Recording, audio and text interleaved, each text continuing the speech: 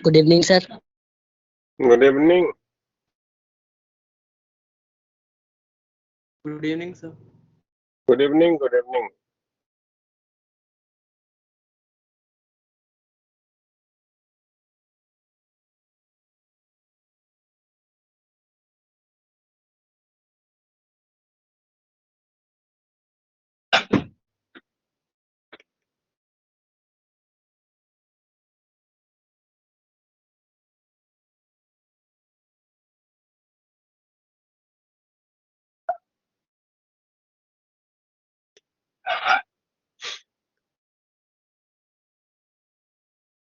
हाँ, तो कल हम लोग जो है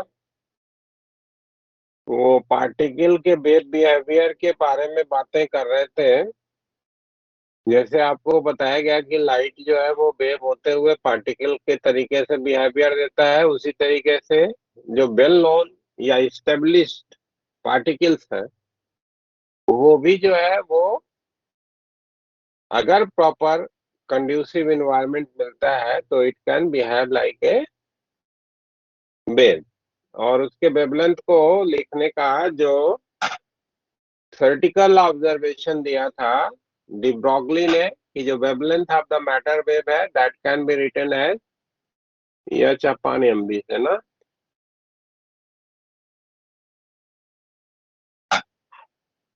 ये जो सर पार्टिकल का, हाँ जी, कल सर जो आपने वो स्पेयर वाला करवाया था ना, रिफ्लेक्शन और वो वाला, उसे एक बार फिर से एक्सप्लेन कर दीजिए प्लीज।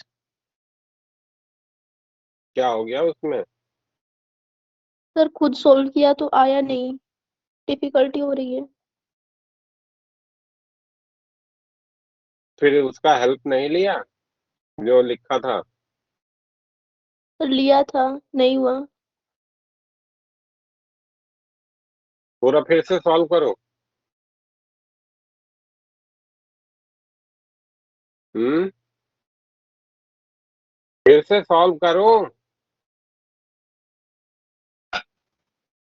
सर बता दीजिए।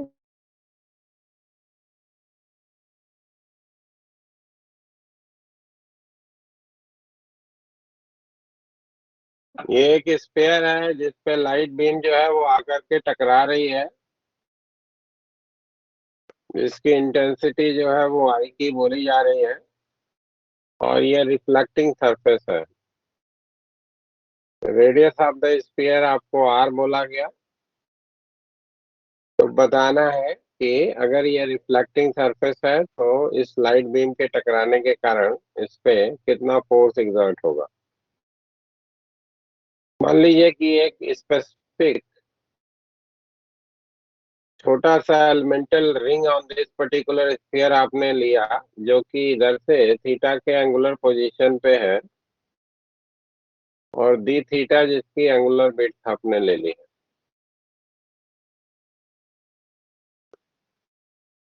ठीक है, इस तरीके से आपने रिंग इस पे बनाया।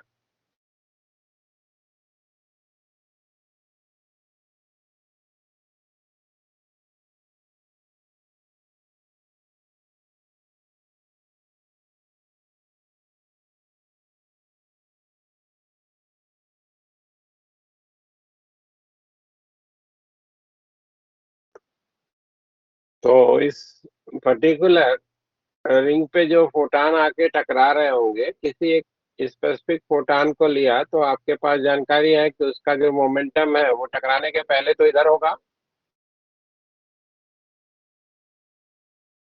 और ये फोटान नॉर्मल के साथ थीटा एंगल पे टकरा रहा है, तो टकराने के बाद ये थीटा एंगल पे ही जो है रिकॉइल कर जाएगा ना, इधर की यस सर। तरफ। तो इसका जो मोमेंटम का चेंज होगा इस फोटान का, वो twice of H by lambda of theta से मोमेंटम का चेंज लिख सकते हैं, and yes this sir. Change will be in this direction, है ना, मोमेंटम का चेंज। ठीक है, अब ये जो रिंग हमने लिया है, इस रिंग पे कितने फोटान आकर के यूनिट टाइम में टकरा रहे हैं,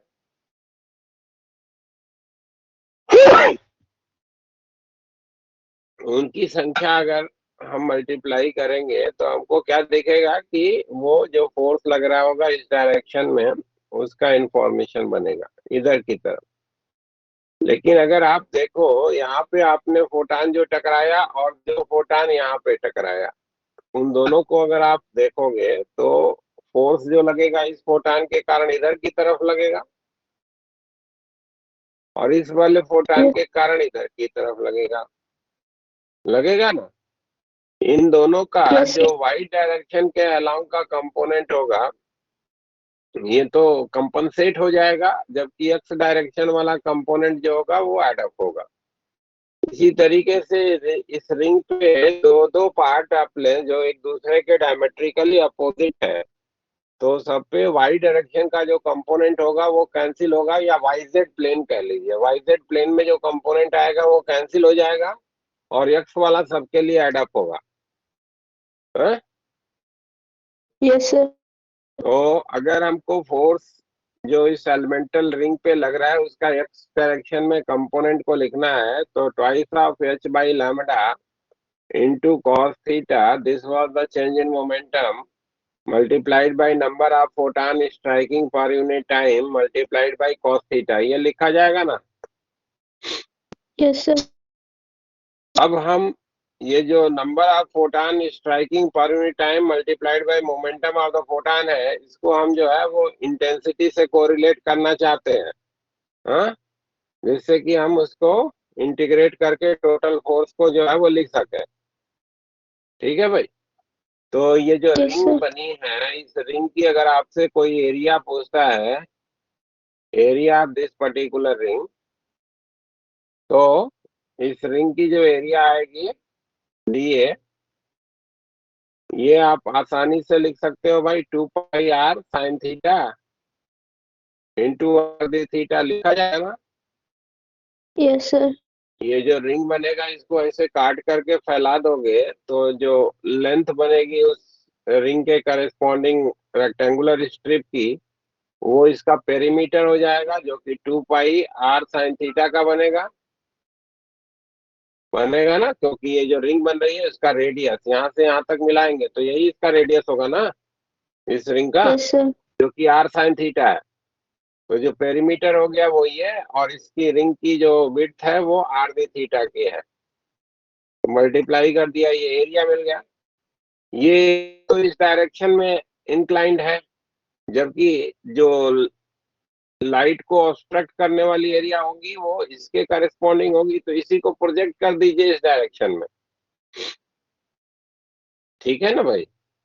तो आपको क्या दिख रहा यस है कि ये वाला एंगल आपका थीटा का है, तो जो प्रोजेक्टेड एरिया है ए वाई प्लेन में या वाई जेड प्लेन में, जो प्रोजेक्टेड एरिया है वो अगर हम लिखना चाहेंगे तो 2 pi r sin theta into r d theta multiplied by cos theta लिखा जाएगा। ये प्रोजेक्टेड एरिया हो गई। Yes sir. तो जो एनर्जी इस पे आके टकरा रही है वो अगर हम लिखना चाहें पर यूनिट टाइम, यानी कि पावर जो इस पे आके टकरा रही है डी डी टी, ये हमारे पास इंफॉर्मेशन में क्या बनेगा, area projected multiplied by intensity, तो I into 2 pi r into sine theta r d theta into cos theta, ये हमारा energy striking per unit time हो गया। और energy striking per unit time को h C by lambda multiplied by number of photon striking per unit time लिख सकते हैं।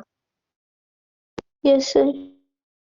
यानी कि h by lambda into d N D t, जो number of photon striking per unit time है, उसको लिखने का इंफॉर्मेशन क्या हो गया यहाँ से, 2 pi r square I into sine theta cos theta d theta divided by सी।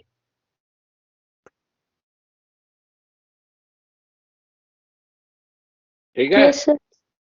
अब ये वैल्यू यहाँ पे इसके लिए हम प्लेस कर देते हैं, तो फोर्स का जो एक्स डायरेक्शन में हमको कंपोनेंट मिलेगा वो हो जाएगा 4 पाई r स्क्वायर आई।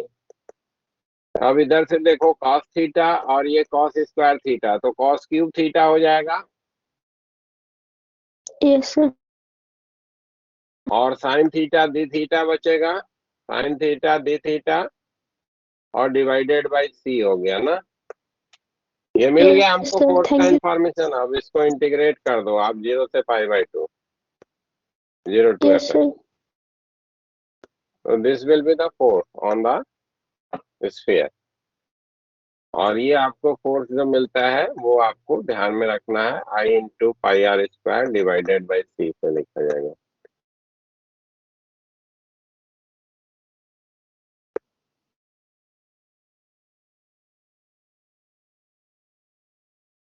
हाँ, तो हम लोग आज जो बात शुरू करने वाले थे that was the wave behaviour of particle.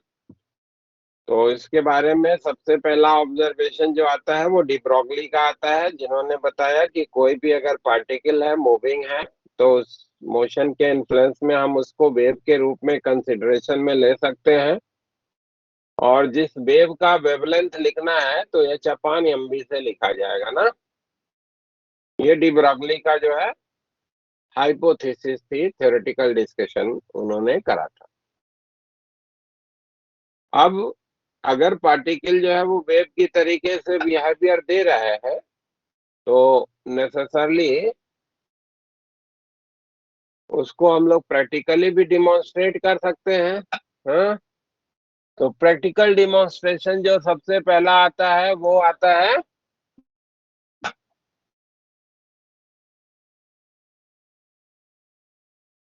एक मिनट अटेंडेंस पहले कर ले।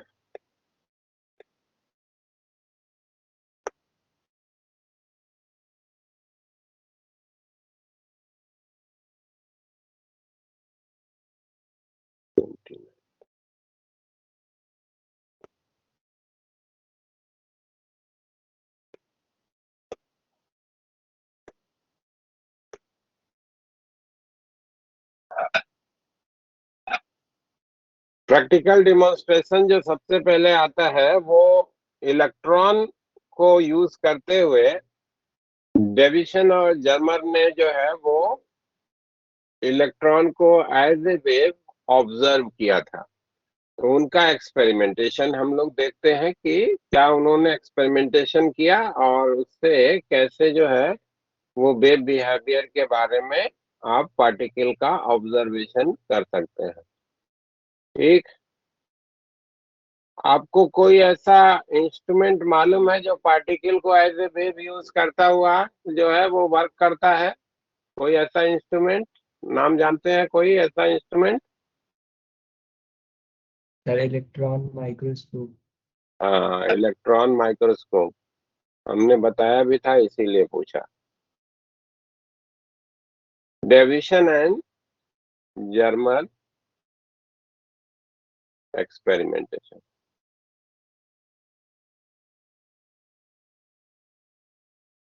डेविसन और जर्मर का जो एक्सपेरिमेंटेशन है वो इलेक्ट्रॉन को एज ए वेव रिकॉग्नाइज करने का एक्सपेरिमेंटल वेरिफिकेशन है। इन्होंने किया क्या कि एक हाईली एनर्जेटिक इलेक्ट्रॉन को जनरेट करने के लिए उन्होंने एक मेटल की प्लेट ली भाई,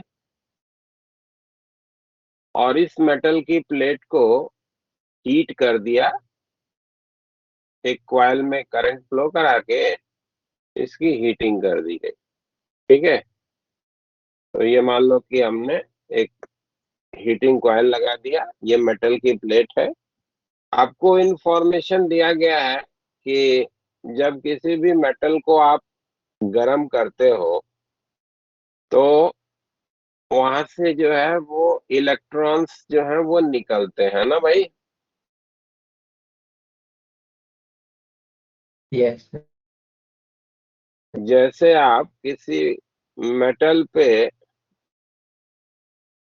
लाइट को आप इम्पिंज कराते हो तो आपको मालूम है कि वहां से जो है वो इलेक्ट्रॉन्स निकलते हैं। उसी तरीके से जब आप किसी मेटल को भी हीट करते हो तो वहां से भी जो है वो इलेक्ट्रॉन्स निकलते हैं। ठीक है ना, इस फिनोमिना को जो है वो नाम दिया जाता है थर्म आयनिक इमिशन। ठीक है, तो इधर से इसकी हीटिंग कर दी गई अब जब आपने हीटिंग करी तो आपके पास ऑब्जर्वेशन बना कि यहाँ से जो है वो इलेक्ट्रॉन्स जो है वो इमिट होंगे। मान लिया आपने बोला क्या कि यहाँ से जो इलेक्ट्रॉन्स निकल रहे हैं they are almost with zero kinetic energy, ठीक है ना।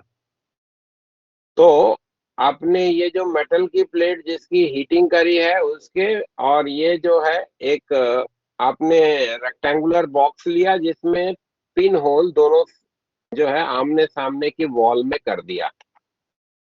इन दोनों के बीच एक हाई पोटेंशियल डिफरेंस आपने अप्लाई कर दिया। इधर वाले का पोटेंशियल आपने पॉजिटिव रखा तो होगा क्या भाई कि ये जो पोटेंशियल डिफरेंस इन दोनों प्लेट्स के बीच में लगी उसके कारण ये इलेक्ट्रॉन्स जो होंगे वो एक्सेलरेटेड मूव करेंगे, है ना। और इन यस दोनों वॉल में जो दो होल किया गया है उस होल को करने के पीछे मोटिव ये है कि यहाँ से जो इलेक्ट्रॉन्स निकले वो ऑलमोस्ट एक पैरेलल बीम के रूप में निकले यहाँ से। तो इधर से जो इलेक्ट्रॉन्स निकलेंगे वो ऑलमोस्ट एक पैरेलल बीम के रूप में आगे बढ़ रहे हैं। और यहाँ पे जो इलेक्ट्रॉन्स होंगे उनकी काइनेटिक एनर्जी अगर आपको लिखनी है तो आपके पास ऑब्जर्वेशन क्या है कि जितना इस इलेक्ट्रॉन ने यहाँ से यहाँ तक जाने में पोटेंशियल एनर्जी को लॉस किया होगा वही इसकी काइनेटिक एनर्जी होगी। क्यों भाई, ठीक है। Yes sir. यस तो E into V naught this will be the kinetic energy of the electron।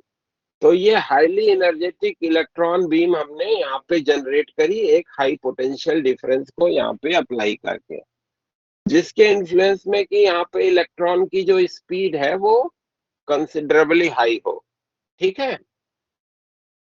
और इधर में क्या किया उन्होंने कि एक निकल का क्रिस्टल लिया जिसमें आपको मालूम है कि किसी भी क्रिस्टल में जो एटम्स है वो एक पर्टिकुलर प्लेन में अपने आप को जो है वो अरेंज किए होते हैं and that plane is known as Bragg plane, ठीक है।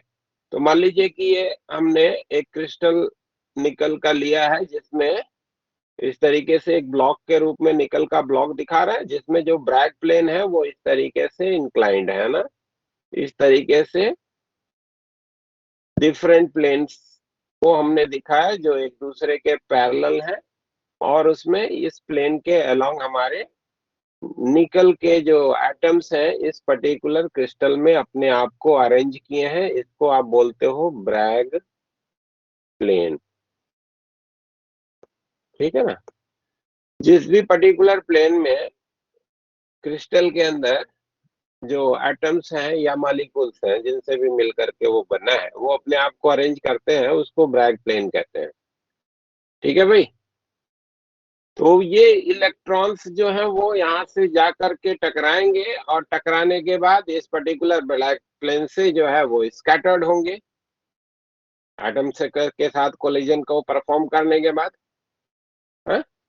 मान लीजिए कि आपने किया क्या कि ये पर्टिकुलर ब्लैक प्लेन को इधर से जो इलेक्ट्रॉन को आप टकरा रहे हैं उसके साथ किसी एक एंगल थीटा पे आपने इसको अरेंज करा।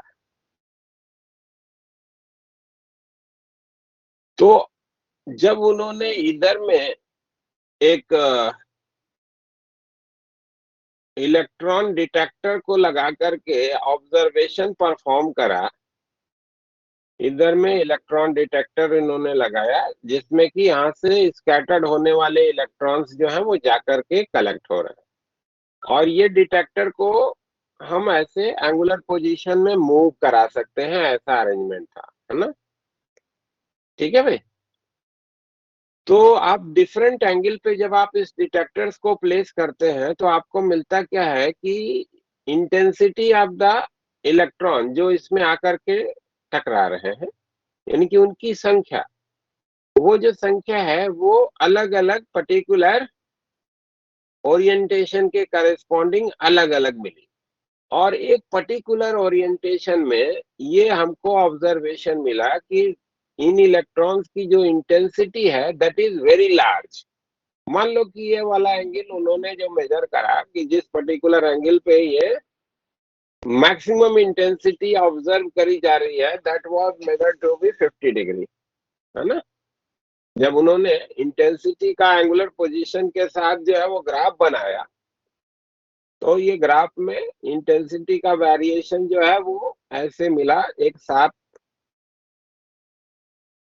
वेरिएशन मिला, और उसमें पाया गया कि 50 डिग्री के करेस्पॉन्डिंग ये पर्टिकुलर जो इंटेंसिटी ऑफ द इलेक्ट्रॉन्स हैं which are going to be collected in this detector, उनकी संख्या जो है वो बहुत ज्यादा पाई गई as comparison to other angles. ठीक है भाई। Yes sir. हेलो। उनकी संख्या बहुत ज्यादा पाई गई। ठीक। अब मान लो कि आपने कहा क्या कि यहाँ पे ये पर्टिकुलर जो इलेक्ट्रॉन्स हैं उनको आप एक वेव के रूप में कंसिडरेशन में लिए, तो ब्रैग्स का जो डिफ्रैक्शन का लॉ है जिसके बारे में और भी थोड़ा हम लोग बात करेंगे, एक्सरे की जहाँ पे बात करेंगे वहां पे। ठीक है। तो ब्रैग्स डिफ्रैक्शन लॉ क्या कहता है कि अगर दो जो ब्रैग प्लेन है इनके बीच का जो सेपरेशन है वो डी के रूप में मेंशन कर दिया। D is the separation between the two Bragg plane. तो 2d साइन थीटा जहां पे लैम्डा के बराबर होता है उसके करेस्पॉन्डिंग जो इंटेंसिटी है that is observe to be maximum. ठीक है। इसको बोलते हैं ब्रैग्स डिफ्रैक्शन लॉ। अब यहाँ पे निकल क्रिस्टल के लिए दो ब्रैग प्लेन के बीच का सेपरेशन आपको मालूम है। थीटा को अगर आपको ऑब्जर्व करना है तो वी कैन कैलकुलेट। भाई हमको मालूम है ये वाला एंगल थीटा का आ गया है तो ये वाला एंगल भी थीटा होगा भाई। तो 2 theta plus 5 that is equal to 180। Yes sir. Theta की वैल्यू यहाँ से हमको मिल गई 180 माइनस 50 डिवाइडेड बाई 2, तो 130 डिवाइडेड बाई 2 65। थीटा की वैल्यू हमको 60 मिल गई।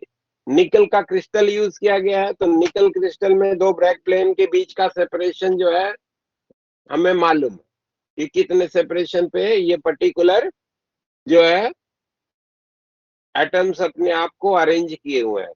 और यहां से अगर हम लैम्डा को कैलकुलेट करते हैं तो लैम्डा के बारे में हमको इंफॉर्मेशन जो है वो बन जाएगी, वो तकरीबन 1.65 एंगस्ट्रॉम का मिलता है। ठीक है। 1.65 एंगस्ट्रॉम जिसके करस्पॉन्डिंग आपको इंफॉर्मेशन मिला। अब जो डी ब्रोगली ने ऑब्जर्वेशन दिया था कि अगर हमारा ये पर्टिकुलर जो पार्टिकल है वो मूव कर रहा है तो उसका जो वेवलेंथ है that particular wavelength can be written as h upon m b. उसको अगर हम लोग यूज करें तो मोमेंटम को अगर लिखना है तो in terms of kinetic energy हम लोग लिख सकते हैं h divided by twice of m into kinetic energy. लिखा जा सकता है ना।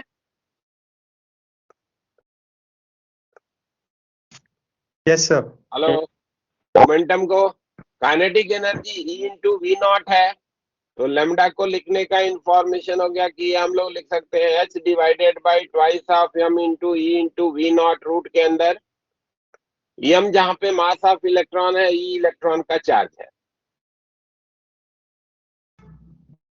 ठीक है ना। तो जो yes sir. Voltage of light था जिसके करस्पॉन्डिंग ये एंगल उन्होंने जो है वो 50 डिग्री का पाया था that was near about 54 volt के आसपास, है ना। तो एच अपान रूट का ट्वाइस ऑफ एम वी की वैल्यू अगर आप कैलकुलेट करोगे तो ये तकरीबन आपको 12.27 का मिलेगा। Square root of V not हो जाएगा। This will be the wavelength को लिखने का उस इलेक्ट्रॉन का क्या होना चाहिए, ये हमारे पास फॉर्मूला बन गया। मास ऑफ द इलेक्ट्रॉन आपको मालूम है यूनिवर्सल कांस्टेंट है, ई इलेक्ट्रॉन है का चार्ज है, यूनिवर्सल कांस्टेंट है। ठीक है ना। तो ये रेशियो जो होगा एक कांस्टेंट के रूप में मिलेगा। ये एंगस्ट्रॉम में आ रहा है। यहाँ पे अगर आप वी नॉट की वैल्यू जो है 54, जो उन्होंने अपने एक्सपेरिमेंटेशन में वोल्टेज अप्लाई किया था, उसको अगर आप प्लेस करके वेवलेंथ को कैलकुलेट करते हैं तो ये भी हमारा इसी के आसपास मिलता है, तकरीबन 1.66 एंगस्ट्रॉम का। दैट मीन्स इसका मतलब क्या बना, दो चीजें बनी। एक तो ये कि जो डी ब्रोगली ने मैटर वेव से एसोसिएटेड वेवलेंथ दिया, उस वेवलेंथ से मैच करता हुआ वेवलेंथ हमको जब यहाँ पे डिफ्रैक्शन की फिनोमिना को कंसिडरेशन में ले रहे हैं तो अपीयरेंस में आ रहा। अगर मान लीजिए कि हम इसको वेव की तरीके से नहीं कंसिडरेशन में लेते, है ना, तो हमारे पास इंफॉर्मेशन क्या है कि किसी सरफेस से हमारा जो पर्टिकुलर पार्टिकल है जाकर के टकरा रहा है, तो उसकी जो स्कैटरिंग होगी वो हर डायरेक्शन के करस्पॉन्डिंग आइडेंटिकली एक स्पेसिफिक डायरेक्शन में जो उसकी स्कैटरिंग अपीयरेंस में आ रही है, और जो ये डी ब्रोगली वेवलेंथ से मैच करता हुआ उस पर्टिकुलर डिफ्रैक्शन ला के करस्पॉन्डिंग वेवलेंथ मिल रहा है, वो ये जस्टिफाई कर रहा है कि यहाँ पे जो एनर्जेटिक हमारा इलेक्ट्रॉन है that is going to behave like a wave. ठीक है भाई, तो ये एक Yes. एक्सपेरिमेंटल वेरिफिकेशन है जहां पे आप ये ऑब्जर्व कर सकते हैं या बोल सकते हैं कि कोई भी पर्टिकुलर अगर पार्टिकल है, मूविंग है, तो it is going to behave like a wave. Electron के लिए उन्होंने एक्सपेरिमेंटेशन किया था, और इस एक्सपेरिमेंटेशन को डेविसन एंड जर्मर एक्सपेरिमेंटेशन के रूप में आप रिकॉग्नाइज करते हैं। ये एक्सपेरिमेंटेशन पूरा क्लियर हुआ भाई? Yes, sir. इसको बोलते हैं ब्रैग्स डिफ्रैक्शन लॉ।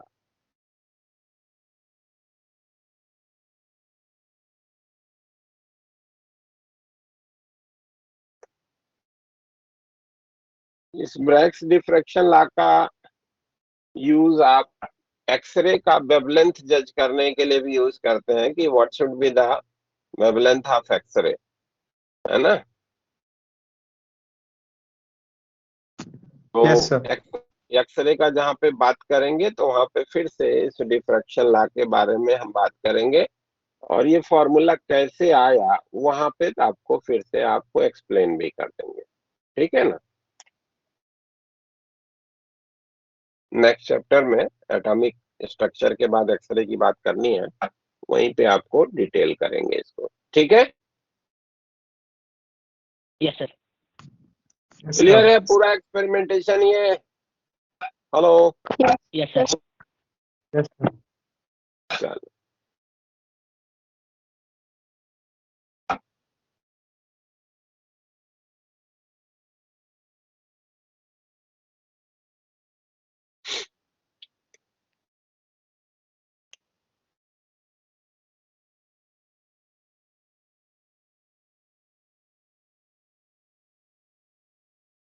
बहुत पहले ये माना जाता था कि जो एटम्स हैं दे आर इनडिविजिबल, ठीक है ना। लेकिन जब लो प्रेशर पे एक डिस्चार्ज ट्यूब के अंदर में गैस के लिए डिस्चार्ज का एक्सपेरिमेंटेशन परफॉर्म किया गया, तो वहां पे ऑब्जर्वेशन बना कि कुछ जो है वो उस डिस्चार्ज ट्यूब में पार्टिकल्स जो हैं वो इमिट हो रहे हैं, जो कि उस पर्टिकुलर डिस्चार्ज ट्यूब में प्लेस किए गए गैस से इंडिपेंडेंट है। जे थॉमसन ने जो वो पार्टिकल्स इमिट हो रहे थे उनके लिए चार्ज और मास के रेशियो के बारे में ऑब्जर्वेशन बनाया, और पाया क्या कि डिस्चार्ज ट्यूब में जो भी प्लेस गैसेस हैं उससे उसका चार्ज और मास का जो रेशियो है वो इंडिपेंडेंट आ रहा है। ठीक है, तो वहां से ये माना जाने लगा कि ये जो पार्टिकल यहाँ पे इमिट हो रहे हैं they are integral part of each and every atom. ठीक है, लेटर ऑन जब मिलिकन ने अपना ऑयल ड्रॉप मॉडल या एक्सपेरिमेंटेशन परफॉर्म किया तो उन चार्ज पार्टिकल के चार्ज के बारे में भी ऑब्जर्वेशन बनाया और पाया गया कि ये निगेटिवली चार्ज पार्टिकल हैं और उसकी जो वैल्यू है वो 1.6 इंटू 10⁻⁻19 का है। ठीक है, और उसको नाम दिया गया इलेक्ट्रॉन का। तो हम लोग अभी यहाँ पे जो है वो दोनों एक्सपेरिमेंटेशन की बात करेंगे जिनसे कि इलेक्ट्रॉन के लिए चार्ज और मास के रेशियो के बारे में ऑब्जर्वेशन जे थॉमसन ने बनाया और फिर मिल्कन ने जो है ऑयल ड्रॉप मॉडल को या एक्सपेरिमेंटेशन को यूज करते हुए जो है charge on that particular electron को डिटरमाइन करा। ठीक है, फिर हम लोग एटॉमिक स्ट्रक्चर की तरफ जाएंगे। तो डिटर्मिनेशन ऑफ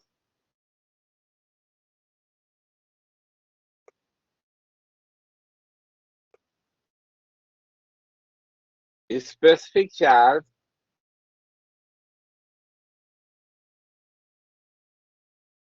स्पेसिफिक चार्ज का मतलब चार्ज इलेक्ट्रॉन। डिवीजन में मास, है ना। स्पेसिफिक चार्ज का मतलब charge per unit mass for an electron.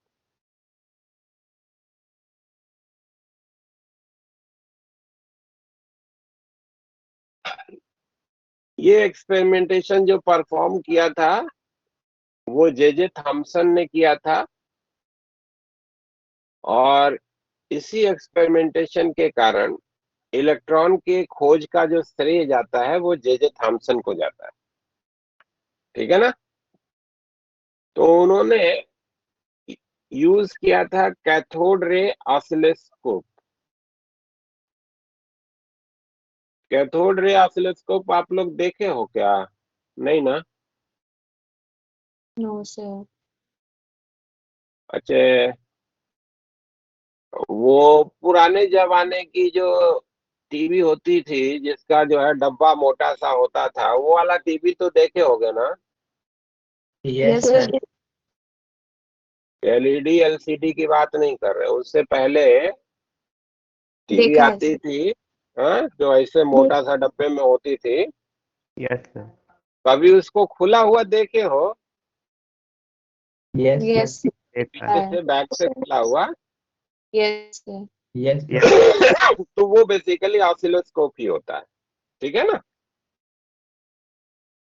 Cathode ray oscilloscope ही होता है वो, जो पुरानी वाली टीवी है डब्बे वाली, है ना। एलईडी एलसीडी की बात नहीं कर रहे। ठीक है ना। यस उसमें देखे होगे तो ऐसे एक पीछे से जो है वो थोड़ा सा लंबा सा होता है, फिर ऐसे जो स्ट्रक्चर अभी हमने बनाया है इसी तरीके का कुछ आपको शेप भी उसका दिखा होगा। ये Yes, सामने sir. आपकी स्क्रीन होती है। इस स्क्रीन पे जब इलेक्ट्रॉन जाके टकराते हैं तो उसके इंटेंसिटी के करस्पॉन्डिंग वहां पे वो ग्लो जो है वो प्रोड्यूस होता है ऑन दैट पर्टिकुलर स्क्रीन। जहां पे ज्यादा इलेक्ट्रॉन टकराएंगे वहां पे ज्यादा ग्लो होगा, जहां पे कम इलेक्ट्रॉन टकराएंगे वहां पे ग्लो कम होगा। तो जो कैथोड रे ऑसिलोस्कोप होता है वो बेसिकली जो आपकी ब्लैक एंड व्हाइट पुरानी वाली टीवी है ना उसमें कैथोड रे ऑसिलोस्कोप होता है। ठीक है। कलर्ड वाली जो टीवी है उसमें स्क्रीन पे कुछ और ऐसी कोटिंग कर दी जाती है जिससे कि वहां पे कलर का भी जो है वो अपीयरेंस बनता है। ठीक है। तो जो सिंपल सा कैथोड रे ऑसिलोस्कोप है वो एक तरीके से समझिए तो पुराने जमाने की जो ब्लैक एंड व्हाइट टीवी है वो कैथोड रे ऑसिलोस्कोप है।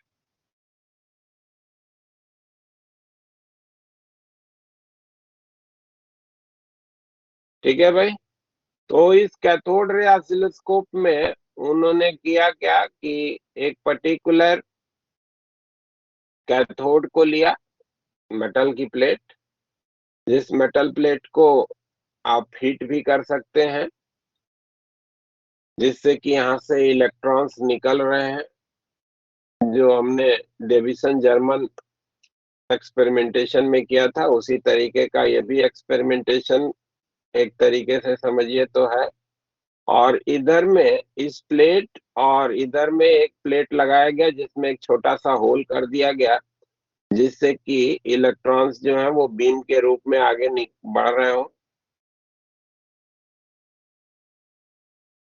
ये एक सर्टेन पोटेंशियल डिफरेंस आपने अप्लाई कर दिया है। Let this particular potential difference is V not, जो हमने पीछे में कहा था वी नॉट का पोटेंशियल डिफरेंस अप्लाई किया। तो इधर से जो जीरो काइनेटिक एनर्जी से निकलने वाले हमारे इलेक्ट्रॉन्स होंगे, इधर में हीटिंग अरेंजमेंट लगाया है जिससे इलेक्ट्रॉन्स यहाँ से निकल रहे हैं, थर्मोनिक इमिशन हो रहा है। ठीक है भाई। तो इधर से Yes, जो sir. इलेक्ट्रॉन्स निकलेंगे तो they will have certain kinetic energy. कितनी काइनेटिक एनर्जी हमारे इन इलेक्ट्रॉन्स की होगी वो हम आसानी से रिकॉग्नाइज कर सकते हैं कि काइनेटिक एनर्जी ऑफ इलेक्ट्रॉन्स, ये आप लिख सकते हो कितना भाई, E इंटू वी नॉट के लिखा जाएगा।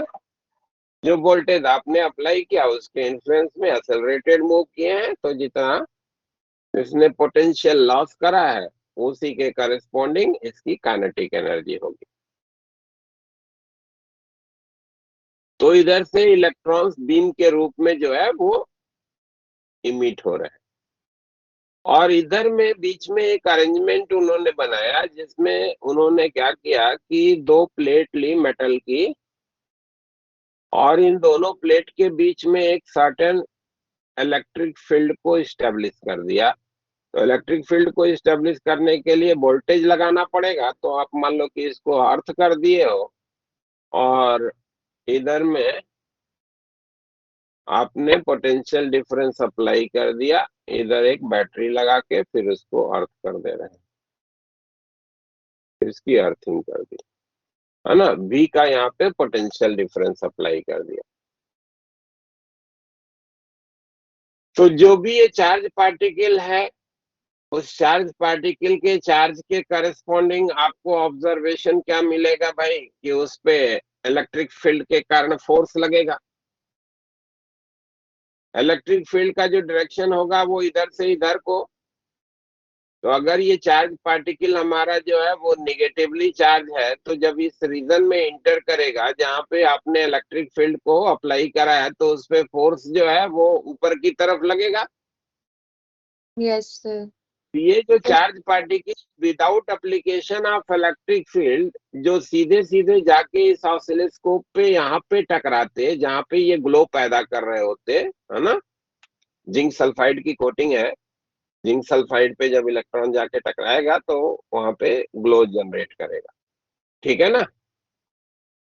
तो यहाँ पे जो आपको ब्राइटनेस मिल रही थी वो जब आप यहाँ पे इलेक्ट्रिक फील्ड को अप्लाई करोगे तो क्या होगा भाई कि ये इलेक्ट्रॉन जो है वो इधर की तरफ डेविएट हो जाएंगे और ये जाकर के इधर में कहीं पे टकराएंगे भाई, है ना।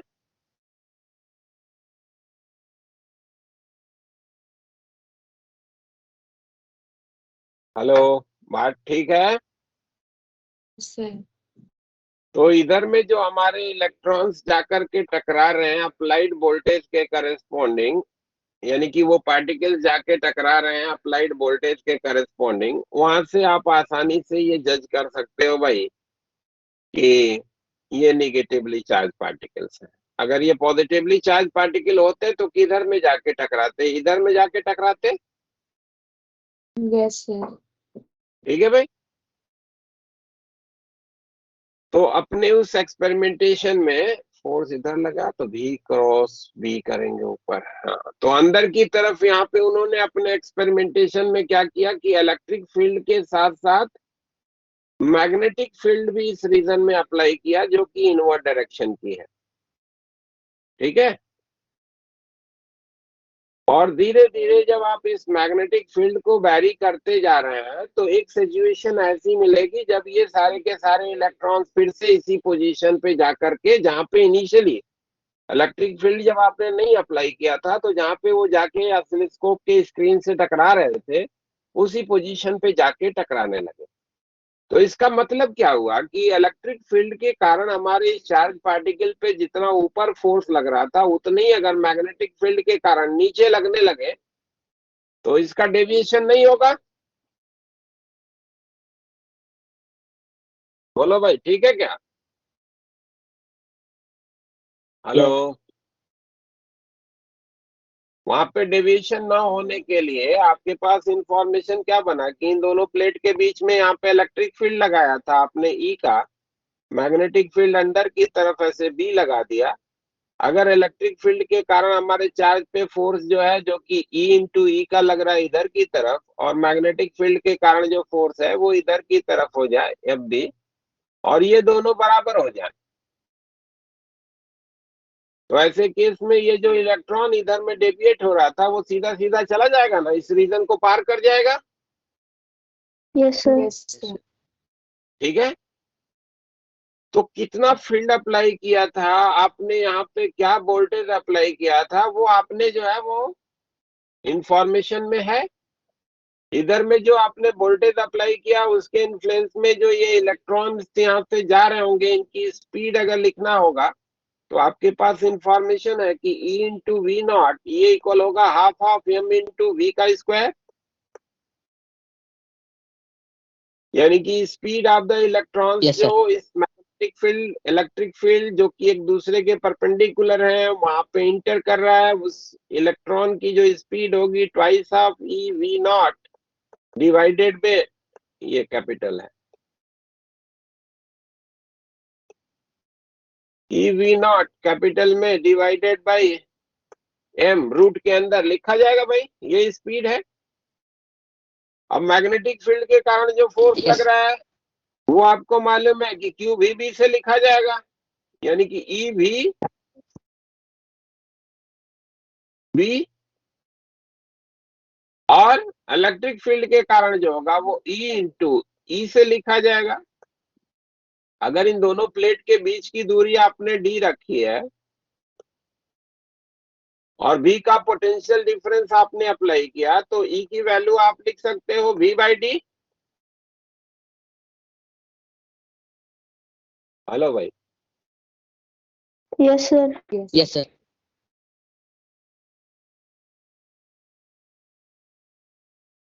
इधर से E से E को कैंसिल कर दिया और V की ये वैल्यू यहाँ पे प्लेस कर दी, तो हमारे पास इंफॉर्मेशन क्या बन गया कि square root of twice of E V not by M into B that should be equals to V by D.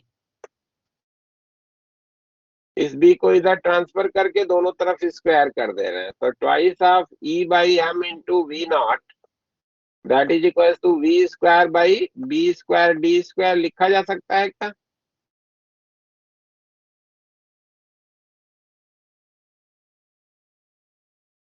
Yes sir लिखा जाए। Yes, sir. तो इधर से हमको ई बाई एम को लिखने का इंफॉर्मेशन हो गया कि ई बाई एम जो है वो लिखा जाएगा V square divided by B square D square का 2 गुना इंटू वी नॉट लिख सकते हैं। Yes, sir. Yes sir. तो इधर में कितना वोल्टेज आपने इलेक्ट्रिक फील्ड को जनरेट करने के लिए लगाया था that is known to you, कितना इन दोनों प्लेट के बीच का सेपरेशन है that is known to you, क्या मैग्नेटिक फील्ड अप्लाई करने पे ये पाथ स्ट्रेट हुआ है वो भी आपको मालूम है। तो सारी चीजें राइट साइड की आपको नोन है ना, तो राइट साइड की सारी चीजें अगर नोन है तो यहाँ से आप अपने उस पार्टिकल के चार्ज और मास का रेशियो पा सकते हैं। Yes, sir. Yes, sir. ठीक है, तो ये जो मेटल की प्लेट को गर्म करके यहाँ से हम लोगों ने चार्ज के बारे में ऑब्जर्वेशन बनाया कि वो जो चार्ज वहां से निकल रहा है मेटल की प्लेट से उसके चार्ज और मास का रेशियो जो होगा वो मेटल प्लेट आप कोई भी रखो सबके इसमें सेम मिलेगा। इवन की डिस्चार्ज ट्यूब में जो गैस यूज करी गई थी डिस्चार्ज के दौरान उस गैस को बदल के भी वहां से जो इमिट होने वाला चार्ज है उस चार्ज के लिए जब इस ऑसिलोस्कोप से जो है वो चार्ज और मास का रेशियो निकाला गया, तो that was coming out to be same, वो भी सेम मिला। ठीक है, तो मेटल की प्लेट हो, उसकी हीटिंग करके वो जो निकलने वाला पार्टिकल है उसका ऑब्जर्वेशन करें, या कोई गैस को आपने यूज किया उसको डिस्चार्ज ट्यूब में, और उसके करस्पॉन्डिंग जो इमिट होने वाले पार्टिकल हैं उनको आपने ऑब्जर्व करा, उसके लिए भी चार्ज और मास का रेशियो सेम मिला। तो इसके आधार पे जे थॉमसन ने ये बोला कि ये जो पार्टिकल इन सभी फिनोमिना में इमिट हो रहा है, वो पार्टिकल जो है वो हर एक इंडिविजुअल एटम का इंटीग्रल पार्ट है। ठीक है ना, और जिसको नाम इलेक्ट्रॉन का दिया गया, और इसी वजह से जो इलेक्ट्रॉन्स हैं इनके खोज का श्रेय जाता है जे थॉमसन को। क्लियर है भाई? ये जे Yes, sir. थॉमसन का एक्सपेरिमेंटेशन है जिससे आप चार्ज और मास का रेशियो फॉर द इलेक्ट्रॉन जज कर सकते हैं। जो आपने इधर में मेटल की प्लेट ली थी उसकी जगह पे आप यहाँ पे डिस्चार्ज ट्यूब लगा सकते हैं, और उस डिस्चार्ज ट्यूब से निकलने वाले पार्टिकल को फिर से आप इलेक्ट्रिक फील्ड और मैग्नेटिक फील्ड में, जो कि एक दूसरे के परपेंडिकुलर है, क्रॉस कराइए। और इधर में जिंक सल्फाइड की कोटिंग वाली प्लेट आपने रख रखी है जिससे कि ग्लो जनरेट हो कि कहाँ पे वो पार्टिकल जाके टकरा रहे हैं, तो भी आपको सेम ऑब्जर्वेशन मिलेगा चार्ज और मास का। तो इंटीग्रल पार्ट हो गया इसका, ये एक तरीके से प्रैक्टिकल जस्टिफिकेशन है कि जो पार्टिकल वहां गैस में निकल रहे थे वही पार्टिकल इस मेटल प्लेट को हीट करने पे भी निकल रहे।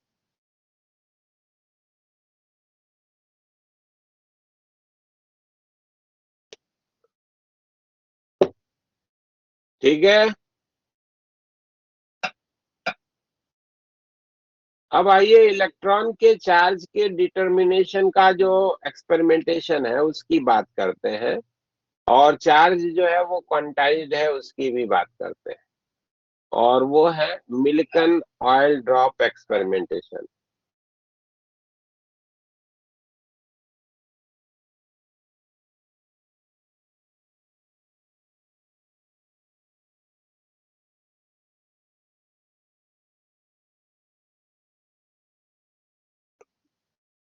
मिल्कन का जो ऑयल ड्रॉप एक्सपेरिमेंटेशन है वो चार्ज के क्वांटाइज्ड होने का इंफॉर्मेशन देता है। चार्ज क्वांटाइज्ड है, और दूसरा इससे ऑब्जर्वेशन क्या मिलेगा, चार्ज ऑन द इलेक्ट्रॉन।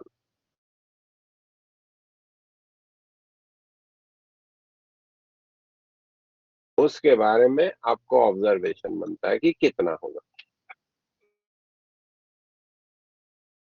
ठीक है,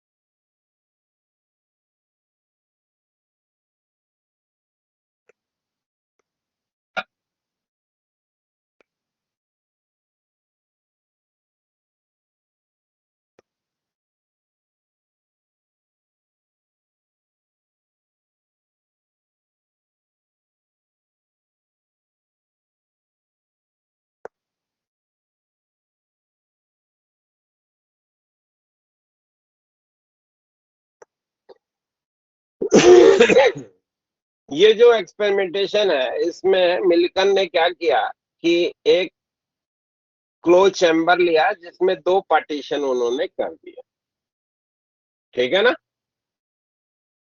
ये नीचे वाला और ये ऊपर वाला, दो पार्टीशन उन्होंने परफॉर्म करा, और इस पार्टीशन में बीच में उन्होंने एक होल किया, और इधर से ऑयल को इसमें छोटे छोटे टीनी पार्टिकल्स में स्प्रे करने के लिए इधर में एटमाइजर लगा दिया है ना, जिससे कि जो ऑयल है वो छोटे छोटे टीनी पार्टिकल्स में जो है वो इस चैम्बर में जो है वो इंटर कराया जा सके।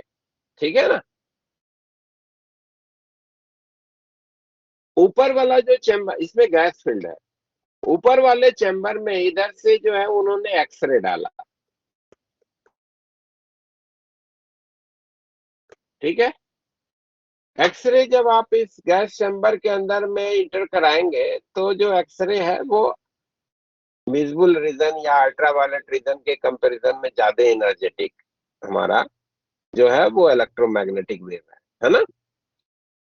तो ज्यादा एनर्जेटिक इलेक्ट्रोमैग्नेटिक वेव को जब हम इसमें इंटर कराएंगे तो होगा क्या कि वो जो गैस के मॉलिक्यूल्स हैं उसमें पेनिट्रेट करके अंदर के किसी इलेक्ट्रॉन से उसके फोटॉन्स टकराएंगे और उस फोटॉन को इतनी एनर्जी दे देंगे जिसके कारण वो इलेक्ट्रॉन्स उस एटम या मॉलिक्यूल से जो है वो बाहर निकल जाएंगे। ठीक है ना। इसलिए ज्यादा एनर्जी वाले इलेक्ट्रोमैग्नेटिक वेव को यूज किया गया, जिससे इजिली हम इसमें जो रखी गई गैस है इसको हम आयनाइज कर सकते हैं, इलेक्ट्रॉन्स उससे डिटैच हो। ठीक है। हेलो, बात समझ में आ रही है? जी सर। Yes sir. तो जब ये जो पर्टिकुलर ऑयल के जो ड्रॉपलेट्स हैं, छोटे छोटे ड्रॉपलेट्स हैं, ये जो ड्रॉपलेट्स हैं जब इस पर्टिकुलर चैम्बर के थ्रू जाएंगे तो उसमें से कुछ जो इलेक्ट्रॉन्स होंगे they are going to attach with the oil drops, है ना, ऑयल ड्रॉप के साथ अटैच हो जाएंगे। और उन ऑयल ड्रॉप के साथ उनके अटैच होने के कारण होगा क्या भाई कि ये हमारे जो ड्रॉप्स होंगे they will become negatively charge. जितने भी इलेक्ट्रॉन्स उस पे अटैच होंगे उसके करस्पॉन्डिंग इस पे सर्टेन चार्ज जो है वो अपीयरेंस में आ जाएगा। क्यों?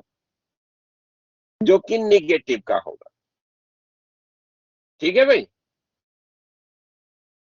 Yes sir. अब ये जो ऑयल ड्रॉप्स हैं जब गैस के थ्रू मूव कर रहे होंगे तो आपके पास जानकारी क्या है कि जब कोई भी पार्टिकल किसी फ्लूइड के थ्रू मूव करता है तो उसके मोशन के दौरान उस पे एक विस्कस ड्रैग फोर्स लगता है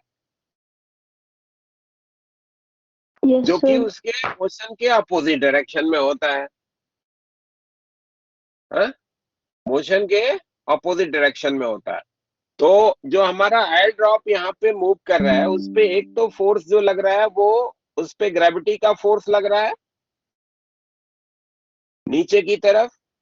अगर मान लीजिए कि ऑयल ड्रॉप जो है उसका रेडियस आपने बोल दिया कि आर का है तो इस पे एक नीचे की तरफ ग्रेविटी का फोर्स लगेगा 4/3 pi r cube multiplied by density of oil. ये इसका मास हो गया इंटू जी, ग्रेविटी का फोर्स लग रहा होगा। हेलो। Yes sir. एक फोर्स जो इस पे लग रहा होगा वो फोर्स ऑफ बॉयंसी लग रहा होगा और वो होगा 4/3 pi r cube into density of, मान लो कि एयर फिल करा है तो air, density of air into g, ये इस पे फोर्स ऑफ बॉयंसी हो गई। Yes sir. Yes, sir. और चूंकि डेंसिटी ऑफ ऑयल एयर की डेंसिटी से ज्यादा है तो ये एक्सेलरेटेड मूव करेगा। इधर से आपने हॉरिजॉन्टल डायरेक्शन में इसको पंप किया है लेकिन धीरे धीरे उसका वर्टिकल वेलोसिटी जो होगी वो बढ़ती जाएगी और जैसे जैसे उसकी वेलोसिटी बढ़ती जाएगी वैसे वैसे उस पे विस्कस ड्रैग फोर्स भी जो है वो बढ़ता जाएगा। एक सिचुएशन ऐसी मिलेगी, इसकी वेलोसिटी कुछ ऐसी हो जाएगी, मान लो कि वो v की हो गई नीचे की तरफ, तो इस पे एक विस्कस ड्रैग फोर्स लग रहा होगा, ऊपर की तरफ लगेगा और वो आपको मालूम है कि 6 पाई ईटा आरवी से लिखा जाता है ना, मान लो v1 कह दिया तो 6 पाई ईटा आर v1, ये इस पे फोर्स लग रहा होगा ऊपर की तरफ। Yes sir. तो इधर में जो चैम्बर है वो काफी लंबा है, तो आपके पास जानकारी क्या बन रही है कि अंडर इन्फ्लुएंस ऑफ ग्रेविटी जब ये मूव करता हुआ जा रहा है तो उसकी वेलोसिटी बढ़ती जा रही है, बढ़ती जा रही है। एक सिचुएशन ऐसा मिलेगा भाई, जब उसकी वेलोसिटी इतनी हो जाएगी कि ये जो viscous drag force plus force of buoyancy है वो इस पे लगने वाले ग्रेविटी के फोर्स के बराबर हो जाएगा। Yes, sir. देन आफ्टर जो ऑयल ड्रॉप है उसकी वेलोसिटी जो होगी वो कांस्टेंट हो जाएगी।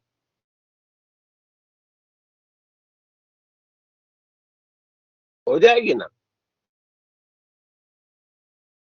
Yes, sir. उसके बाद जो ऑयल ड्रॉप है उसकी जो वेलोसिटी है वो कांस्टेंट हो जाएगी। तो इधर से जो ऑयल ड्रॉप्स गिर रहा है, एक किसी इंडिविजुअल ऑयल ड्रॉप को फोकस किया गया माइक्रोस्कोप से और उसको ऑब्जर्व किया जा रहा है। दो बराबर लेंथ को गिरने में उसको टाइम देखा गया कि वो टाइम जो है वो सेम ले रहा है कि अलग ले रहा है ना?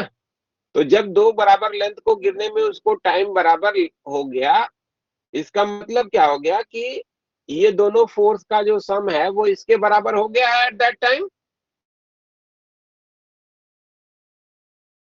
Yes, sir. हेलो, उसी समय की इसकी वेलोसिटी जो है वो मेजर कर ली गई है ना? That is the velocity v1 जब इसका अपवर्ड फोर्स और डाउनवर्ड फोर्स बराबर हो गया, उस समय की वेलोसिटी क्या करी? मेजर कर लिया आपने, दैट इज v1। तो कंडीशन क्या बन जाएगा? कंडीशन क्या बन जाएगा भाई? 4/3 pi r cube into rho air into g plus 6 pi eta are v1 that should be equals to 4/3 pi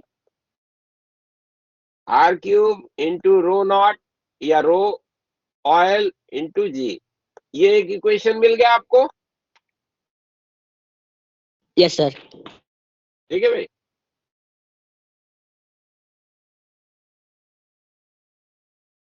अब क्या किया गया कि यहाँ पे एक पोटेंशियल डिफरेंस अप्लाई कर दिया। सेकंड जो एक्सपेरिमेंटेशन का पार्ट है उसमें ये मेटल की प्लेट है और ये नीचे वाली बेस भी जो है वो मेटल की प्लेट एक लगा दिया यहाँ पे, और इन दोनों प्लेट के बीच में एक पोटेंशियल डिफरेंस जो है वो अप्लाई कर दिया आप। ठीक है भाई? अब पोटेंशियल डिफरेंस जब आप अप्लाई करोगे तो एक इलेक्ट्रिक फील्ड इधर पॉजिटिव प्लेट से निगेटिव प्लेट की तरफ हो गई।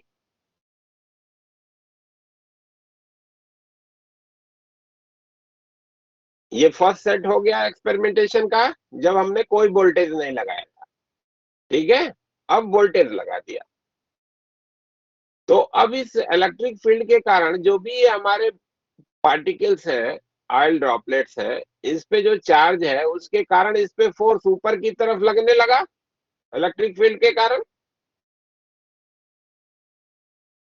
Yes, sir. Yes, sir. Negatively charge है तो इलेक्ट्रिक फील्ड के कारण फोर्स ऊपर लगने लगा। निगेटिव का चार्ज है, माइनस का क्यू। Yes. तो इसका इफेक्ट क्या होगा कि ये जो नीचे की तरफ गिरने वाला हमारा पर्टिकुलर ड्रॉपलेट था उसकी वेलोसिटी धीरे धीरे जीरो हो जाएगी, फिर ये ऊपर की तरफ मूव करना शुरू करेगा। क्यों भाई? ठीक है ना? Yes, sir. और फिर से एक सिचुएशन ऐसी मिलेगी जहां पर जब ये ऊपर की तरफ जा रहा होगा वेलोसिटी v2 से, तो उसके लिए जब आप फ्री बॉडी डायग्राम बनाओगे भाई, तो एक तो नीचे की तरफ तुम्हारा ग्रेविटी का फोर्स लग ही रहा था 4/3 pi r cube row not जी, ऊपर की तरफ इस पे क्यू ही लग गया, ऊपर की तरफ फोर्स ऑफ बुओयेंसी लग गया 4/3 pi r cube into rho air into g, और इसका मोशन ऊपर की तरफ है तो इस पे विस्कस ड्रैग फोर्स लग गया नीचे की तरफ 6 पाई ईटा आर v2। ठीक है। फिर से इस माइक्रोस्कोप को यूज करके उसी सेम ड्रॉपलेट के लिए, जिसके लिए डाउनवर्ड मोशन का हम लोगों ने ऑब्जर्वेशन बनाया था, उसी ड्रॉपलेट के लिए वो पर्टिकुलर सिचुएशन को ऑब्जर्व करा गया जब उसकी वेलोसिटी कांस्टेंट हो गई v2 की। हेलो, ठीक है। तो अगर इसकी वेलोसिटी कांस्टेंट हो गई तो इसका मतलब क्या बना कि अगेन जो ऊपर की तरफ लगने वाला फोर्स है और जो नीचे की तरफ लगने वाला फोर्स है, ये दोनों बराबर हो गए। Yes, sir.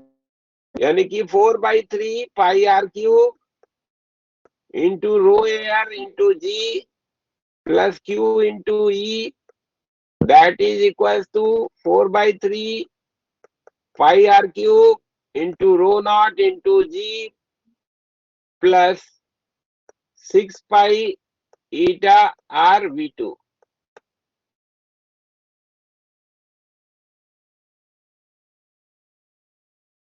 ये इक्वेशन सेकंड इक्वेशन हो गया। ये दोनों टर्मिनल वेलोसिटी हैं v1 और v2। एक v1 है जब इलेक्ट्रिक फील्ड नहीं लगाया था तब टर्मिनल वेलोसिटी, और जब इलेक्ट्रिक फील्ड अप्लाई कर दिया तब टर्मिनल वेलोसिटी इसकी v2 हो गई है। अब इसमें से इसको सब्ट्रैक्ट कर दो। सब्ट्रैक्ट करेंगे तो क्या बन जाएगा एक्सप्रेशन भाई, QE that is equal to 6 pi eta are v1 plus v2 आ जाएगा, है ना। ये माइनस इधर में राइट में ट्रांसफर कर देंगे तो प्लस हो जाएगा।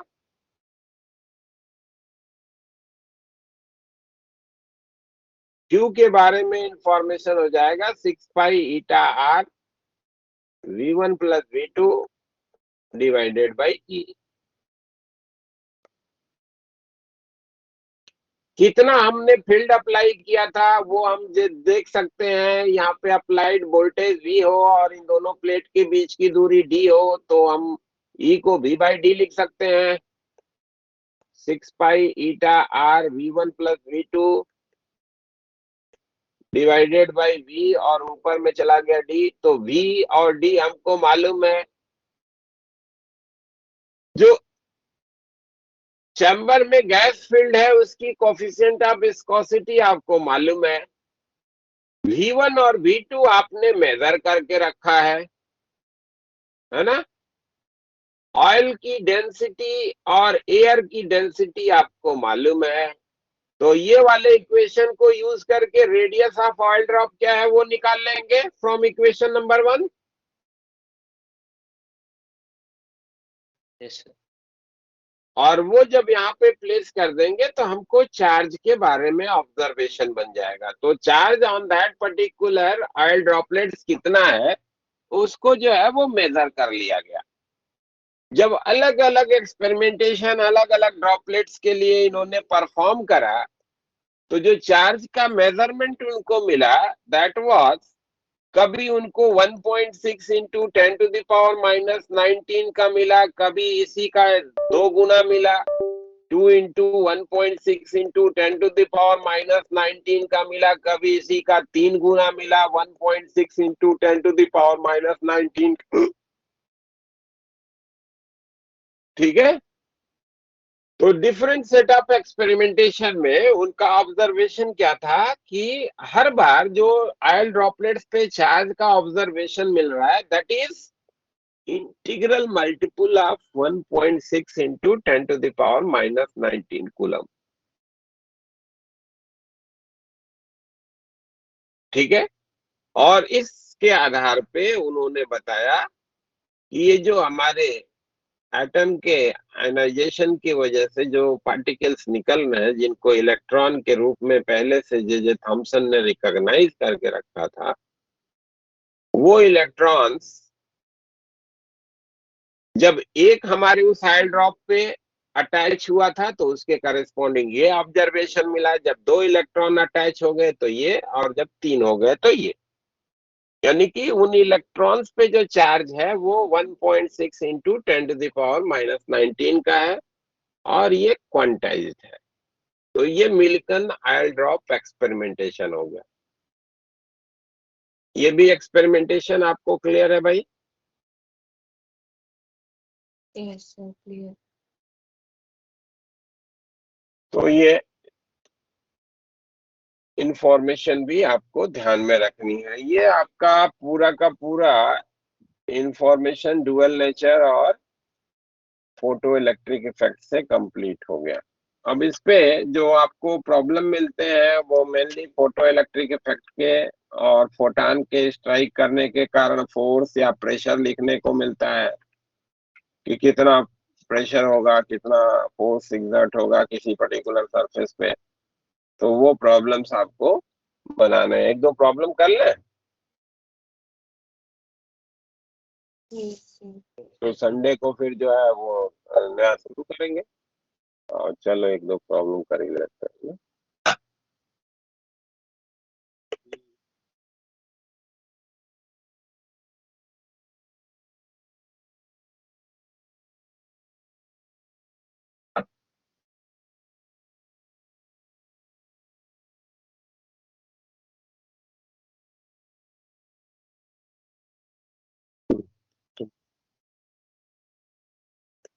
सर ये फाइल आप हमें सेंड कर सकते हैं?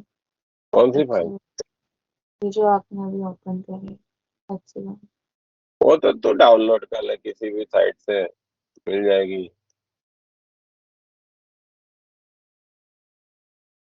इस टीम पे दूसरी कोई बुक अपलोड करना अलाउड नहीं है ना। Okay sir. टेलीग्राम पे हो तो टेलीग्राम पे बोलो तो भेज देंगे। यस सर है।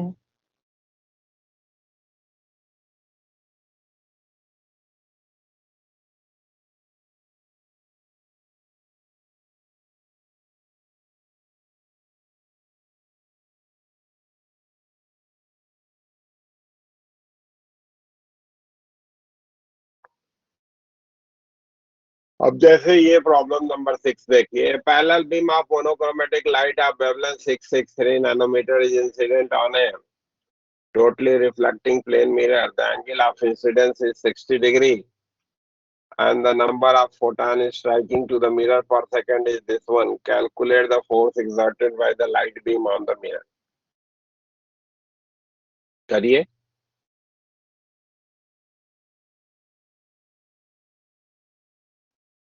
तो कौन सा वाला? 6, क्वेश्चन नंबर 6 दिख रहा है प्रॉपर कि बड़ा करना पड़ेगा? नहीं सर, दिख रहा है, दिख रहा है।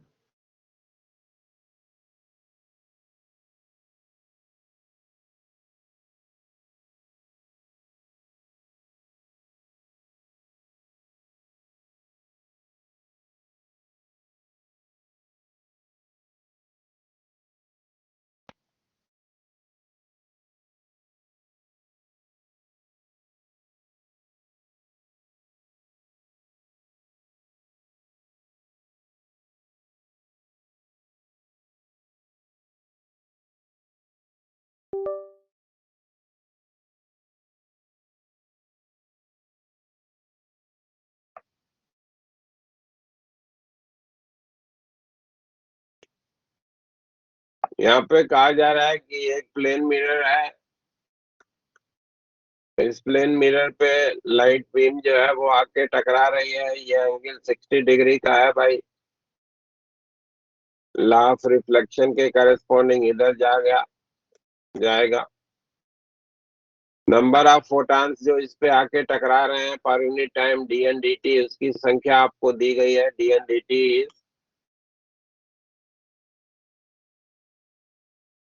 1 इंटू 10⁻19 है और 663 नैनोमीटर इसका वेवलेंथ है। 1 इंटू 10⁻19 पर सेकेंड और वेवलेंथ जो है वो 663 नैनोमीटर का दिया गया है ना। तो बताना है कि इस पे कितना फोर्स जो है वो एक्सर्ट हो रहा होगा।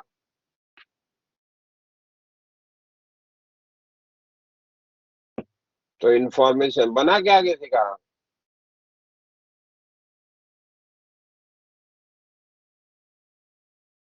Sir 1 minute. हाँ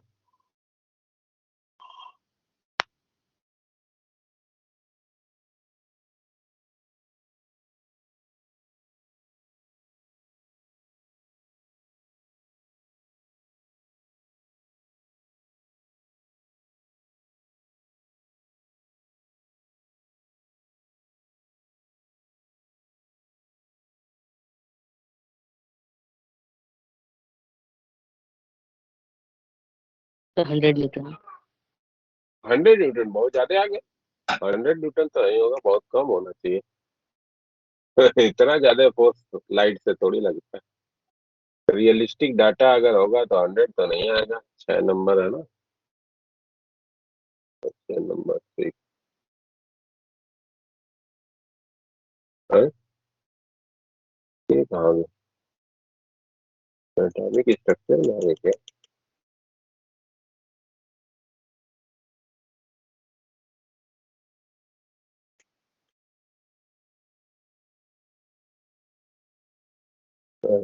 बहुत नीचे आ गया। Question number 6, 1 into 10 power minus 9 8 Newton.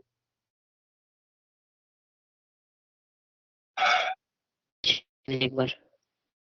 चलो देखो, आपको इंफॉर्मेशन क्या है कि पर कोलिजन जो मोमेंटम का चेंज होगा वो twice of h by lambda cos theta cos 60 और multiplied by number of photon striking per unit time, यही इस पे फोर्स हो जाएगा, है ना। Yes sir. cos 60 की वैल्यू मालूम है, तो ये आपको मिल गया h by lambda into number of photon striking per unit time. Simple ये फॉर्मूला हो गया फोर्स को लिखने का। h की value 6.63 into 10 to the power minus 34 होता है ना, divided by lambda 663 into 10 to the power minus का 9 नैनोमीटर है, और ये हो गया 1 इंटू 10 टू द पावर 19। ये मल्टीप्लाई कर लीजिए तो ये 1 into 10 to the power minus का 8 मिलना चाहिए। देख लीजिए तो मिल रहा है क्या। ये इससे काट देंगे तो ये 11 हो जाएगा, 11 जाके ऊपर में हम्म,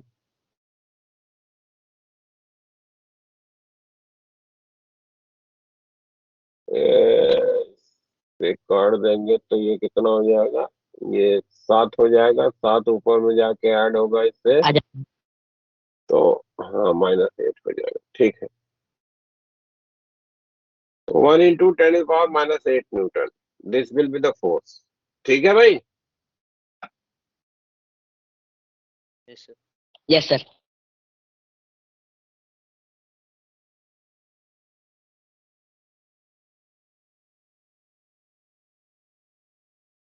A beam of white light is incident normally on a plane surface absorbing, अगला देखो, 70% of light and reflecting the rest. If the incident beam carries 10 watt of power, find the force exerted by it on the surface. अब ये partly absorbing partly reflecting है, तो आपको information दिया गया है ऐसे केस के लिए कि अगर रिफ्लेक्टिंग हो तो वहां पे जो फोर्स होता है वो पावर रिफ्लेक्टेड डिवाइडेड बाई सी का 2 गुना से लिखा जाता है, और अगर एब्जॉर्बिंग हो तो power absorb divided by c से लिखा जाता है ना। Yes sir. तो टोटल इस पे फोर्स कितना लगेगा, अगर पार्ट एनर्जी जो है वो रिफ्लेक्ट हो रही हो, पार्ट एब्जॉर्ब भी हो रही है, तो 2 times power reflected plus power absorb divided by c से लिखा जाएगा ना। अगर कोई भी पर्टिकुलर सरफेस पे लाइट जाके टकरा रही है, उसका कुछ पोर्शन एब्जॉर्ब हो रही है, कुछ रिफ्लेक्ट हो रही है, तो आप ये फॉर्मूला सिंपल यूज कर सकते हैं, क्योंकि आपको मालूम है कि फोर्स तो दोनों की वजह से सेम डायरेक्शन में लगेगा। तो टोटल फोर्स लिखना है तो सम कर लेना। ये अब टोटल जो पावर इंपिंज हो रहा है वो 10 वाट का है, और 70% जो है वो रिफ्लेक्ट हो रहा है। 70% अगर रिफ्लेक्ट हो रहा है भाई, तो रिफ्लेक्टेड पावर कितना हो जाएगा, 7 वाट, यस सर। और एब्जॉर्ब पावर कितना हो जाएगा, 3 वाट। तो फोर्स के लिए इंफॉर्मेशन हो जाएगा 2 into 7 plus 3 divided by 3 into 10 to the power 8। इतना न्यूटन का फोर्स हो जाएगा, इसे हम कैलकुलेट कर लेंगे। ठीक है भाई। Yes sir.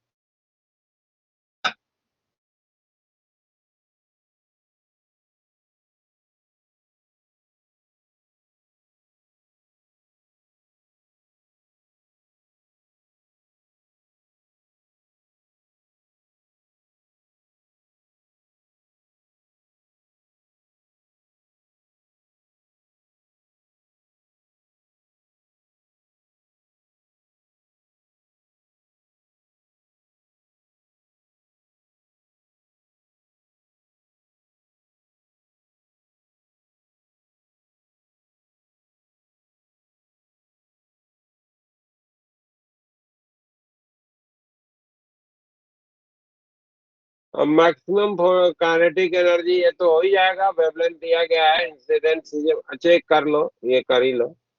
Maximum kinetic energy of the photoelectron ejected when the light of wavelength this is incident on a CGL surface. Work function 1.9 electron volt.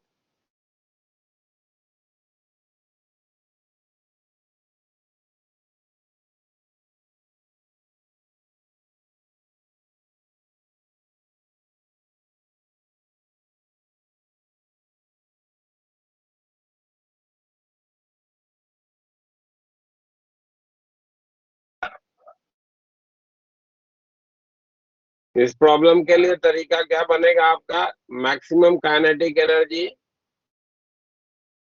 के मैक्सिमम ये लिखा जाता है H C by lambda minus का work function.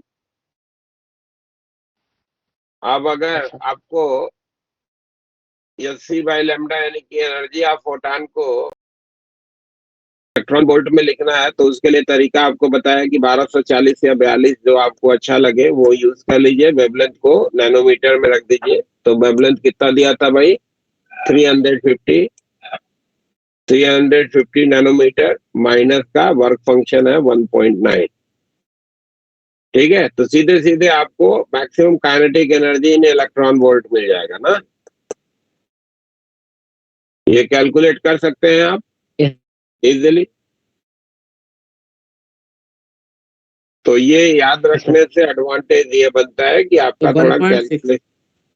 हाँ, तो 1.6 1.6 आ रहा है। चलो भाई 1.6 आ गया इलेक्ट्रॉन वोल्ट। तो शायद आ रहा है, वो मैंने किया है कैलकुलेट। अरे तो आप भी तो कौन सा मुश्किल कैलकुलेशन है कि उसमें गलती हो जाएगी।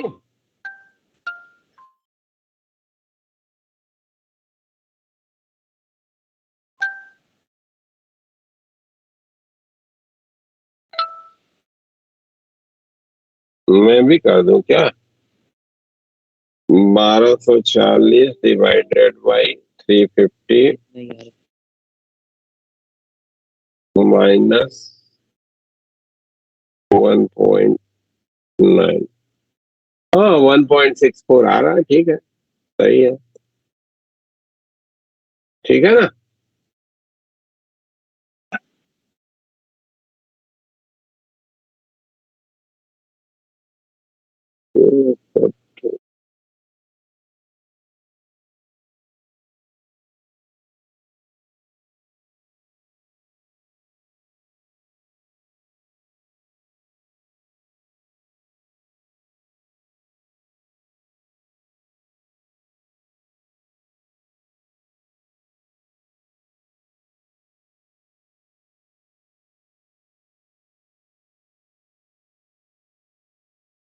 अब इसी तरीके का एक ये 23 है, इसको देखिए।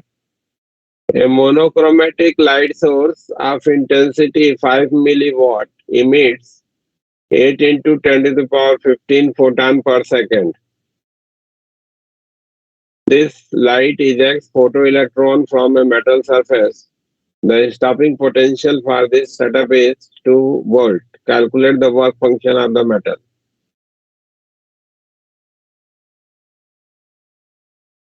मिल रहा है कुछ क्लू?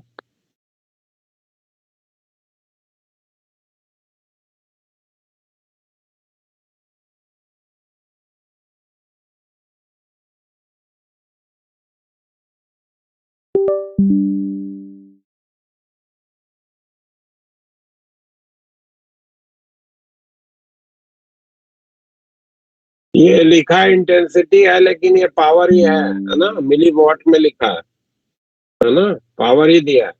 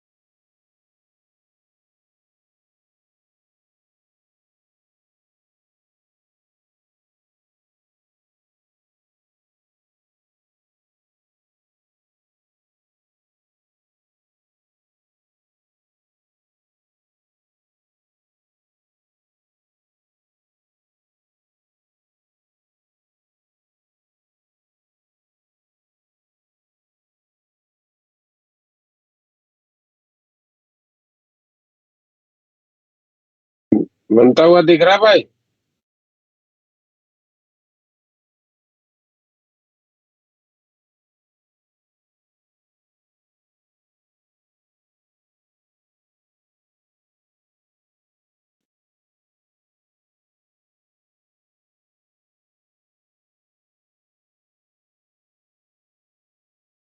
हम्म।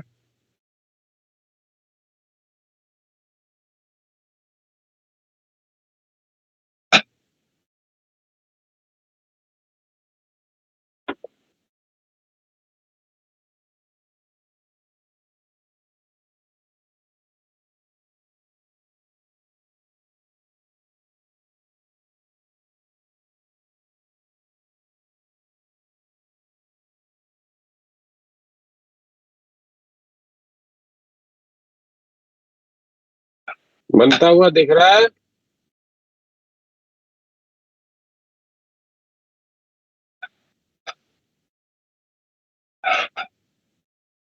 हेलो।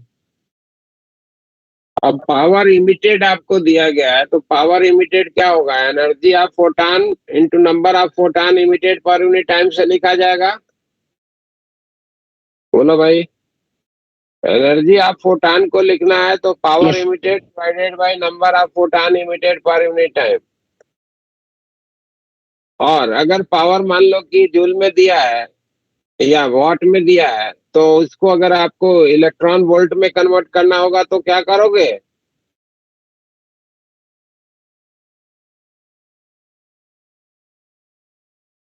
जूल को इलेक्ट्रॉन वोल्ट में कन्वर्ट करने के लिए क्या किया जाता है? इलेक्ट्रॉन के चार्ज से डिवाइड कर देते हैं ना। Yes, sir. तो पावर दिया था 5 मिली वोल्ट यानी कि 5 इंटू मिली वॉट यानी कि 5 into 10⁻³ divided by 1.6 into 10⁻⁻19 multiplied by number of photon कितने इमिट हो रहे थे? 8 इंटू 10⁻15। 8 इंटू 10⁻15। तो ये इलेक्ट्रॉन वोल्ट में हमको फोटॉन की एनर्जी मिल गई, ये कैलकुलेट करना है। ठीक है। और ई इंटू स्टॉपिंग पोटेंशियल, ये आपको मालूम है कि ये लिखा जाएगा एनर्जी ऑफ फोटॉन माइनस का वर्क फंक्शन। तो वर्क फंक्शन को लिखना होगा तो एनर्जी ऑफ फोटॉन माइनस का ईवी नॉट। वोल्टेज दिया हुआ है, इलेक्ट्रॉनिक चार्ज से गुना हो गया तो वो इलेक्ट्रॉन वोल्ट में कन्वर्ट हो जाएगा। ये कैलकुलेशन हमको करना पड़ेगा ईपी की वैल्यू को, है ना। तो कितना आ रहा है वो कैलकुलेट कर लेते हैं। 5 exponential -3 divided by 1.6 exponential -19 divided by 8 exponential 15।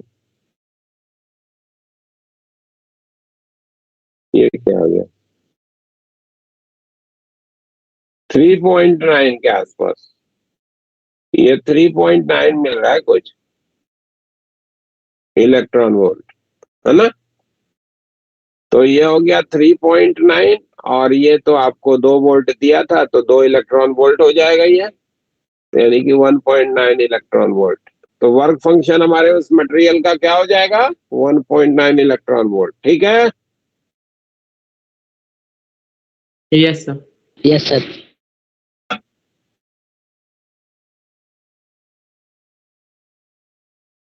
एक क्वेश्चन और करा जा सकता है।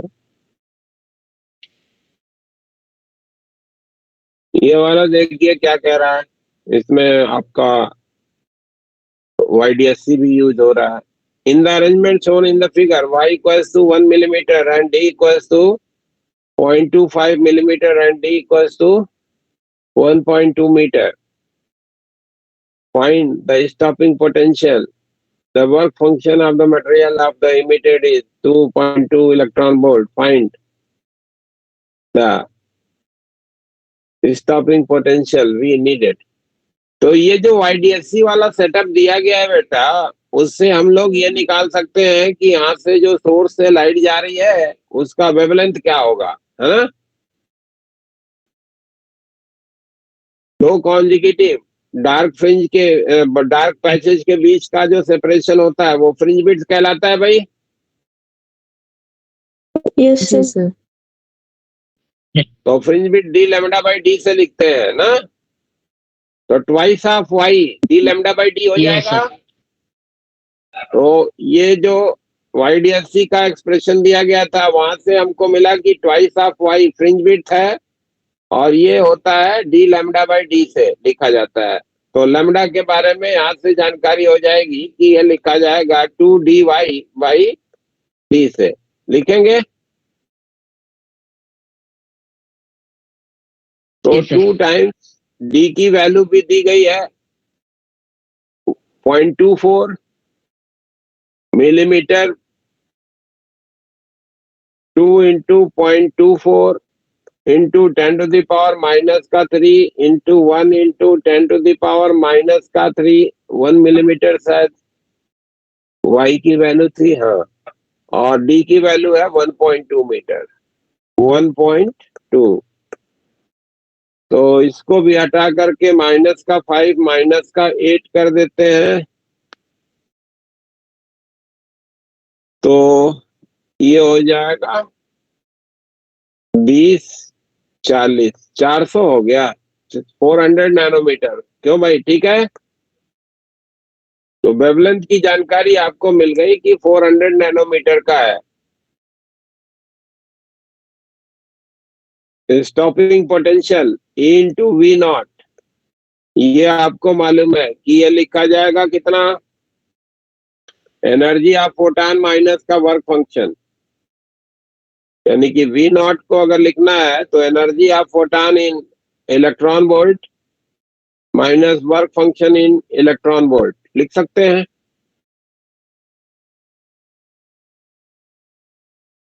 ई कैंसिल हो जाएगा ऊपर नीचे से। इलेक्ट्रॉन वोल्ट में एनर्जी ऑफ द फोटॉन को लिखना है तो ये 1240 डिवीजन में 400, एक जीरो कट गया, 4 से 12 3.1, तो 3.1 वोल्ट ये हो जाएगा और ये 2.2 है, 2.2 तो कितना हो गया भाई, 0.9 volt. Stopping potential will be 0.9 volt. समझ में आ रहा है?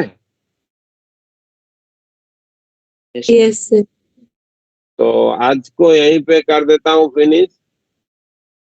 नेक्स्ट संडे को क्लास है, ध्यान रखिएगा, है ना। सर इसी संडे यस। हैं? इसी क्या बोली? संडे है। हाँ, इसी संडे। इसी संडे को क्लास है। एटॉमिक स्ट्रक्चर उस दिन पढ़ाएंगे।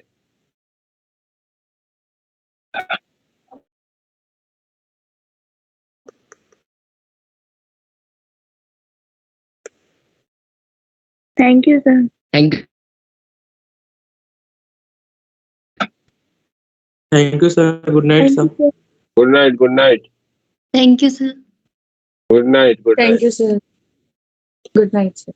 गुड नाइट बेटा।